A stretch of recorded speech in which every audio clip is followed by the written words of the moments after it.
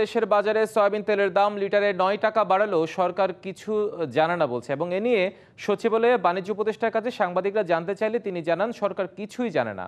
আর ভোক্তা অধিকার সংগঠন ক্যাব বলছে নির্বাচন নিয়ে সরকারের ব্যস্ততার সুযোগ নিচ্ছে ব্যবসায়ীরা।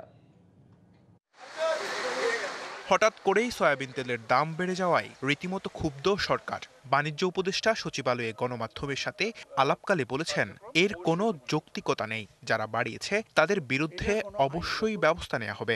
50 লক্ষ লিটার তেল যদি টেন্ডারে 20 টাকা কমে আমরা কিনতে পারি, তাহলে বাজারে কেন এত বেশি দামে বিক্রি হবে?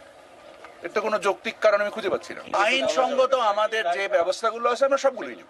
রমজানকে সামনে রেখে যেন নিত্যপণ্যের দাম না বাড়ে সেদিকে খেয়াল রেখে সব ধরনের প্রস্তুতির কথাও জানান উপদেষ্টা।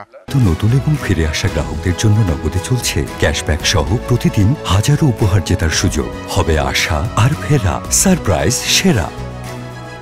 সবকিছুই ভালো প্রিপারেশন আছে। এদিকে কনজিউমার্স অ্যাসোসিয়েশন অব বাংলাদেশের সভাপতির অভিযোগ, সরকার নির্বাচন নিয়ে ব্যস্ত থাকায় ব্যবসায়ীরা যেই সুযোগ নিচ্ছে তা অপরাধ।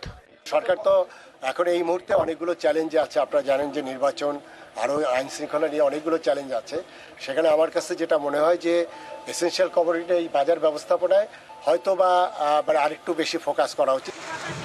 বুধবার কোনো ঘোষণা ছাড়াই নীরবে ভোক্তা পর্যায়ে সয়াবিন তেলের দাম বাড়ায় আমদানিকারক ও বাজারজাতকারী প্রতিষ্ঠানগুলো।